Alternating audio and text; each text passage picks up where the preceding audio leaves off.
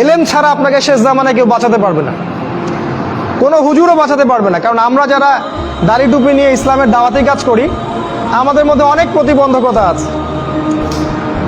অনেক হুজুর কুরআন সুন্নাহ বোঝেন, কিন্তু বিশ্বের পরিস্থিতি বোঝেন না, অর্থনীতি বোঝেন না, রাজনীতি বোঝেন না, এই জন্য সমাজকে সঠিক জিনিসটা দিতে পারেন না। তাই শুধু এই হুজুরদের মুখোপেক্ষী হয়ে থাকলে হবে না, আমাদের মুখোপেক্ষী হয়ে থাকলে হবে না। আপনাকে পড়াশোনা করতে হবে, কোরআন পড়েন, হাদিস পড়েন, ইতিহাস পড়েন, রাজনীতির বইগুলো পড়েন, অর্থনীতি পড়েন, ওয়ার্ল্ড অ্যাফেয়ার্স পড়েন, দেখবেন আপনি পথ খুঁজে পাবেন ইনশাআল্লাহ তাআলা।